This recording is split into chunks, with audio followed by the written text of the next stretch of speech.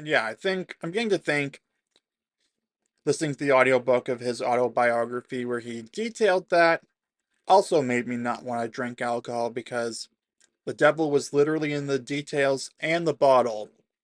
It's no secret here on this channel that I absolutely hate alcohol. Never understood the appeal, never will.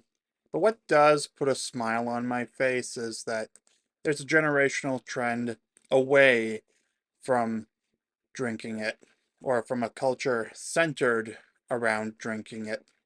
Although I suspect part of it is more people taking up April 20th or otherwise, though, as I always say about both, and as my abnormal psychology teacher said about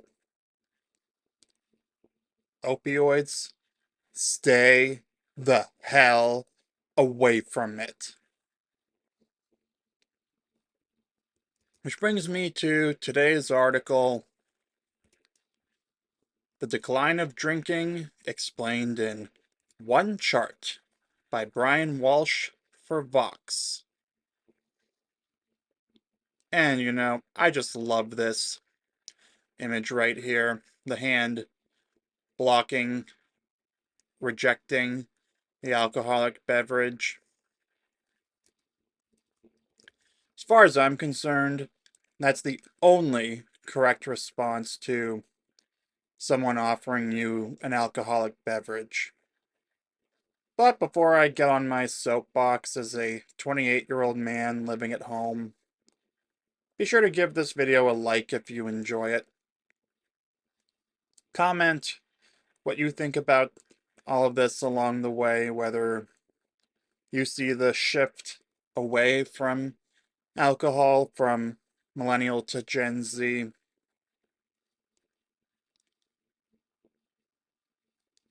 Don't forget to subscribe for cultural commentary and rants from a man caught between generations. And last but certainly not least, feel free to join me at the Zillennial Nexus Point Discord. Link will be in the description below.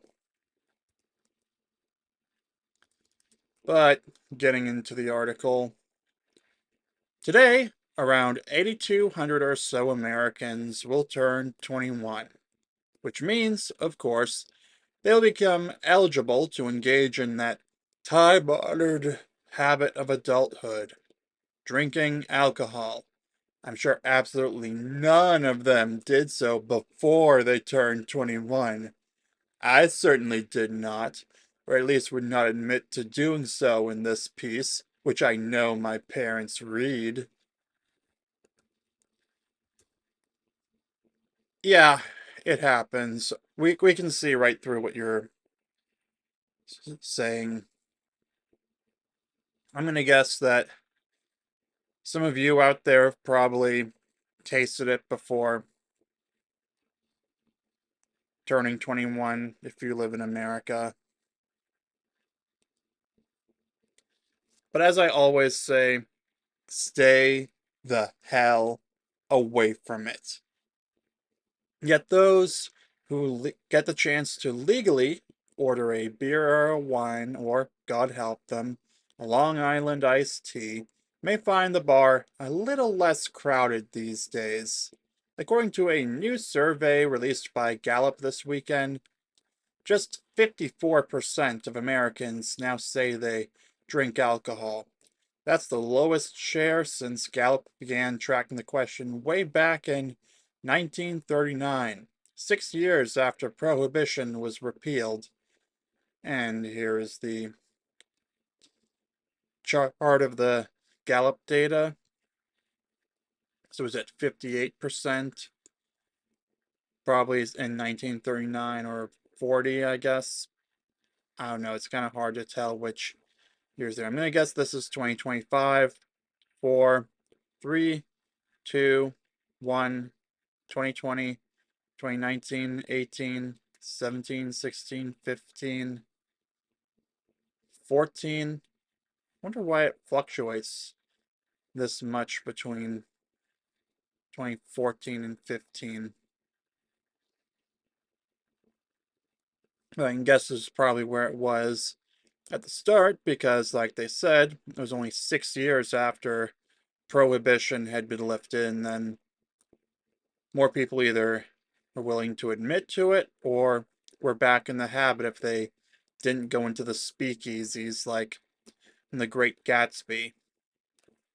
That was a big thing in The Great Gatsby. It's that there's a lot of drinking still, despite the prohibition. Jay Gatsby is alleged to be a bootlegger as well.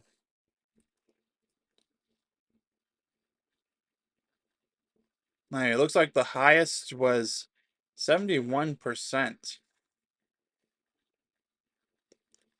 And it looks like it held that for the last bit of the 70s. Like, what I really want to know again is how there are sharp increases and decreases as well.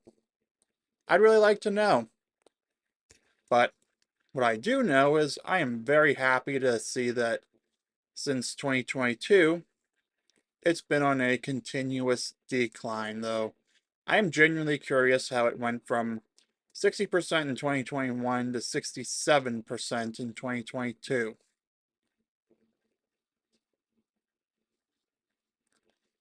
Getting back to the article, at long last, even Americans who do continue to drink say they are drinking less and say they're increasingly concerned about the health impacts of alcohol. A narrow majority of Americans say that even moderate drinking is unhealthy, while reported drinking frequency also hit record lows. Only 24% reported having a drink over the past 24 hours, while 40% said it had been more than a week since their last glass.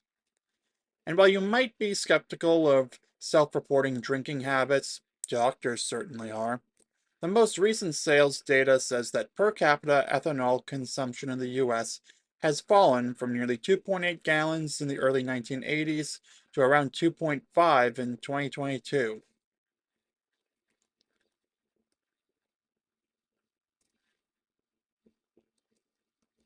I'm guessing that's probably like the number of gallons per 1,000 people. I don't know how these per capita things work.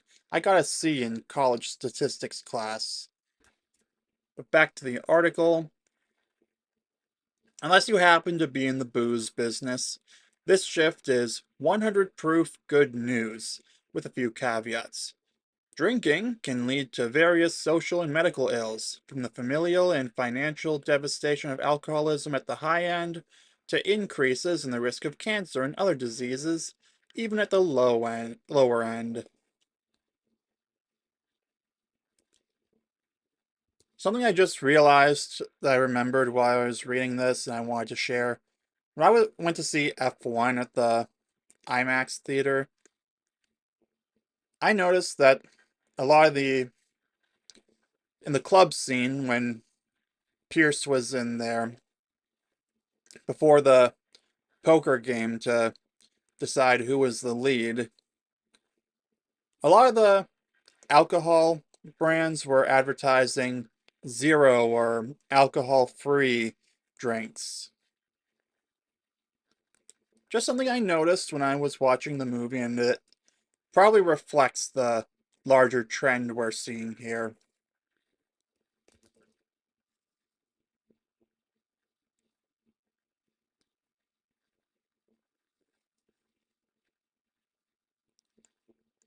But in a culture which seems to celebrate and encourage drinking, what's up with more Americans putting down their glasses?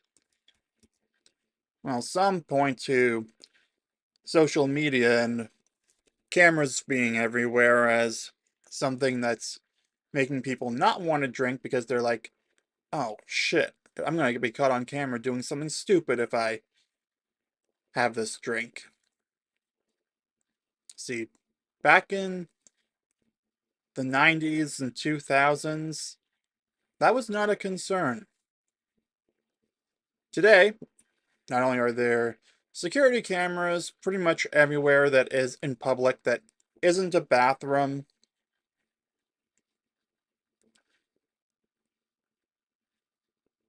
You're going to have security cameras. You're going to have people who can whip out their phone and capture a video of you doing something, and then it'll go viral and live on the internet. People are a lot more conscious of that, but also there are those health concerns.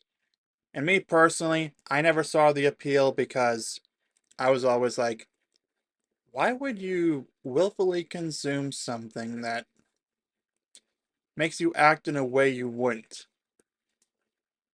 And then I've told my anti-alcohol origin story.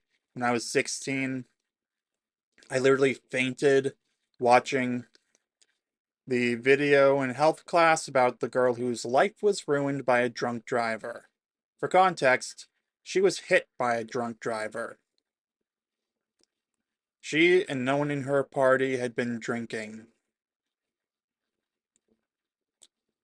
It was in that moment that I came to hate alcohol, and it's why I refuse to ever have a party in my name for my graduation from high school and college because I would have had to compromise on my rules against alcohol. I chose no party, at least no big one, and I stand by my decision.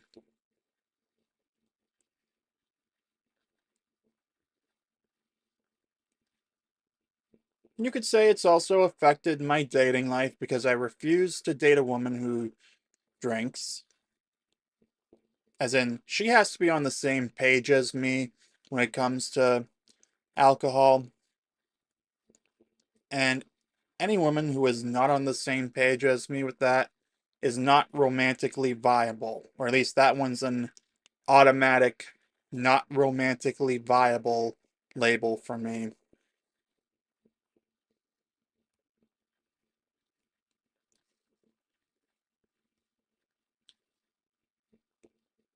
As I've said in other videos, I'm going to say again, I do not care about the. What are the other things they talked about? Cancer risks and other diseases, or the liver damage.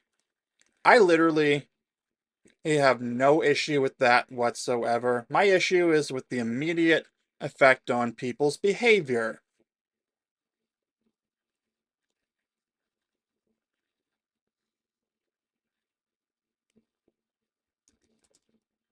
Getting back to the article before I get too high on my soapbox.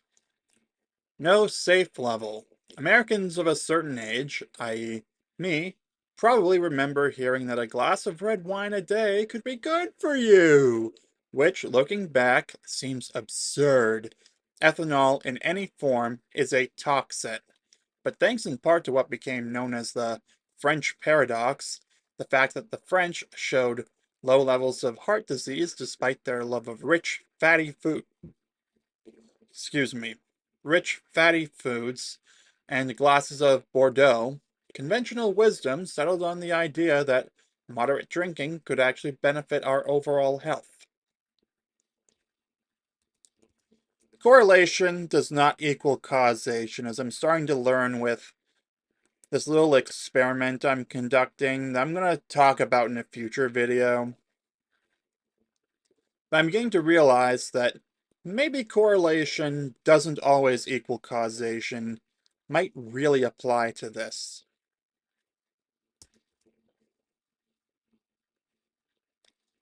If only.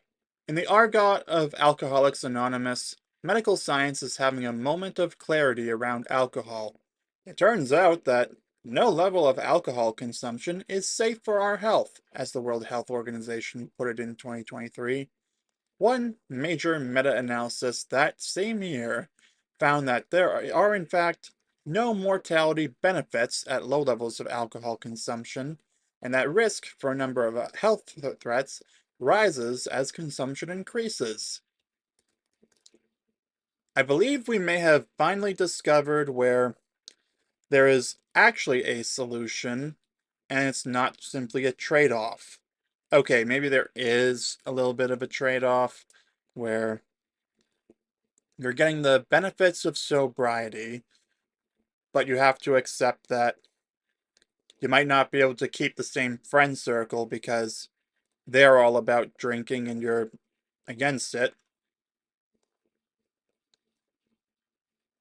or you're accepting the trade off, or if you are consuming it, you are accepting the trade off of all these other health problems they listed, plus my personal problem with how it affects people's behavior.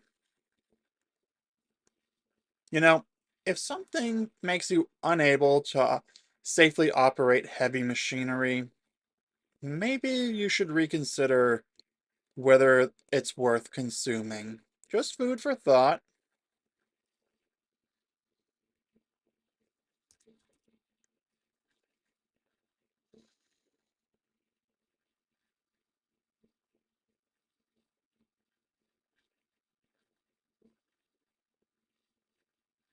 One major meta analysis that same year found that there are, in fact, no mortality benefits at low levels of alcohol consumption, and that risk for a number of health threats rises as consumption increases.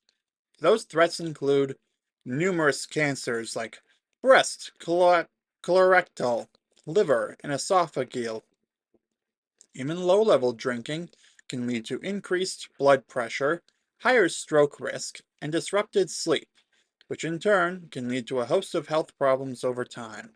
It's no surprise that more and more countries, though not yet the US, are giving their citizens official guidance that no level of alcohol consumption can be recommended.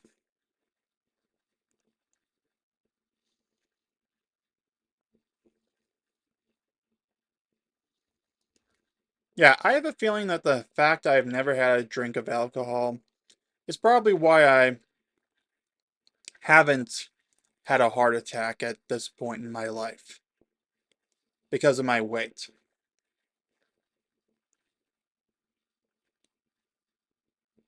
It's very possible that that has literally kept me from all of that. But again, I couldn't care less about how alcohol does all that. What I care about is the fact that it makes you behave in a way that you normally wouldn't, and the quote unquote social lubricant it is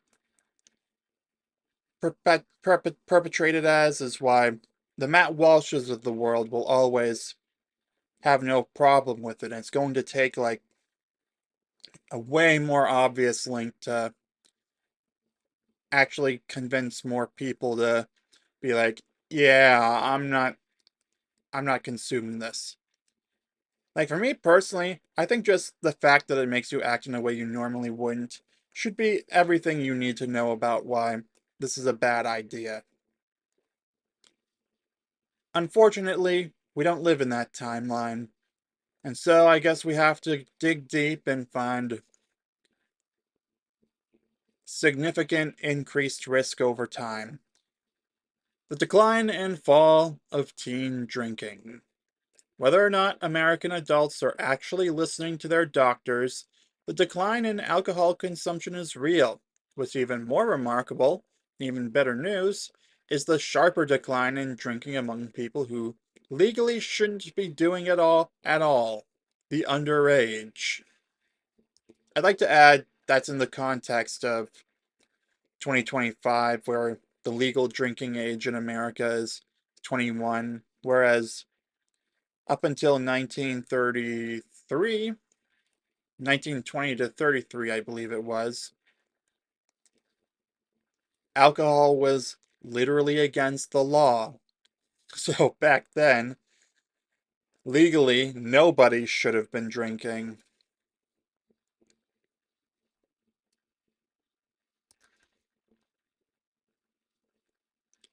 In 2024, according to one long running youth survey, 42% of 12th graders reported drinking alcohol, down significantly from 75% in 1997, which happens to be the year I graduated high school. And no, I will not be commenting on which side of the survey I fell on. I think we can guess from your opening paragraph. Fun fact, that was the year that I was born. So, literally, in my lifetime, We've gone from 75% of 12th graders admitting to drinking alcohol to 42%, which I think those numbers are probably a little skewed in reality because those are the ones who are willing to admit to it, and legally they aren't supposed to be drinking, so I would love to know how they manage to keep it anonymous.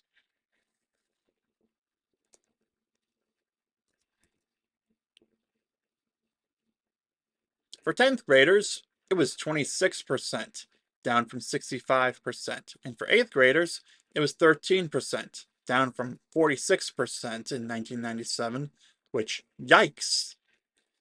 For those underage Americans who are drinking, the percentage who engage in binge drinking has also fallen in recent years, albeit less sharply. The benefits of reduced teen drinking are even clearer than they are with adults. About 4,000 Americans under the age of 21 every year die from excessive alcohol consumption, whether in car crashes, drownings, or self-deletions and homicides. Underage drinking is correlated with worse academic performance, risky behavior in general, and an increased chance of alcohol abuse disorder down the line.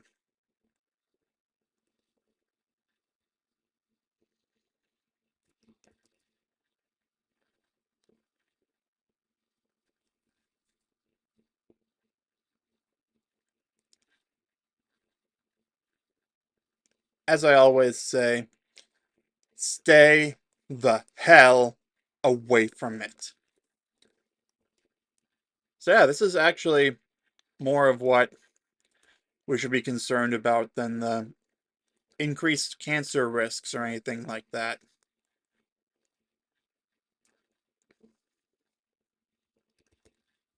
Anyway, getting back to the article, alcohol is really bad, with one caveat.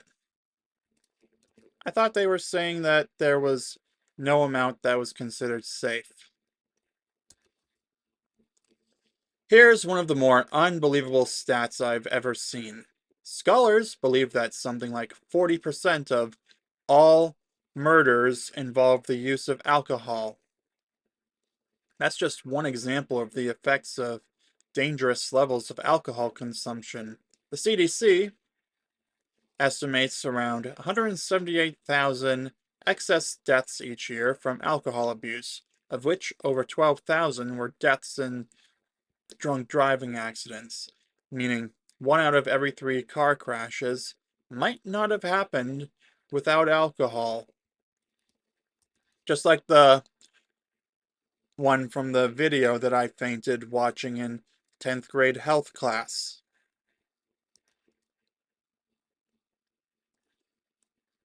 Less alcohol consumption means less of all of this. Fewer violent deaths in drunken homicides and car crashes, and fewer lives cut short over the long term because of alcohol-connected illness. It means fewer families torn apart by alcohol abuse, and fewer children who endure the long-term trauma of being the child of an alcoholic. Like Chuck Norris. As I mentioned in another video, I'm going to mention here again. He grew up with an abusive alcoholic father.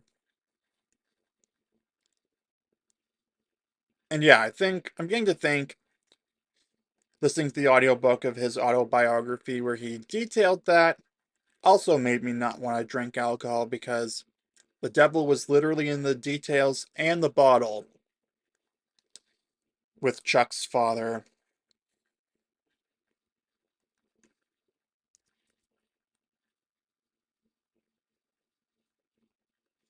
If there's any downside to this drop in drinking, spoiler alert, there is not.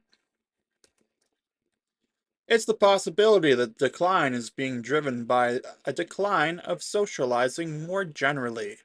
Americans are spending more time alone than ever before, and that comes with very serious health and social impacts of its own. Yes. several thousand years of evidence that alcohol consumption in moderate, responsible levels is pretty good for socializing.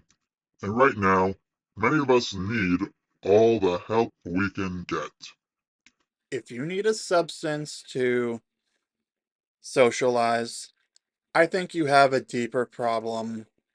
To be clear, I'm not suggesting everyone stop drinking. I would. Or start drinking just to make friends. That is the dumbest idea in the history of dumb ideas.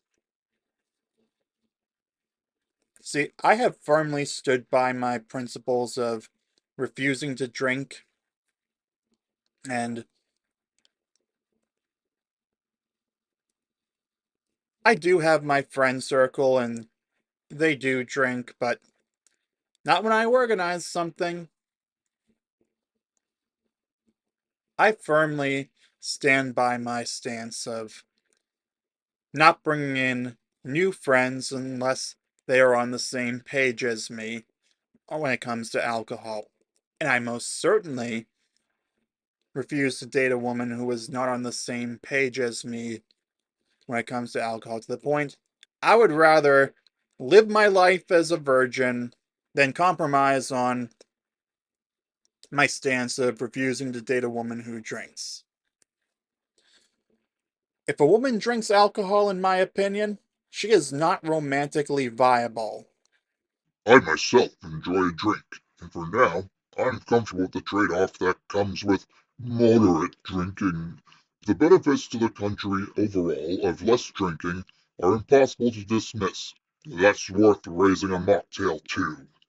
I would happily accept the trade off of the decline in socializing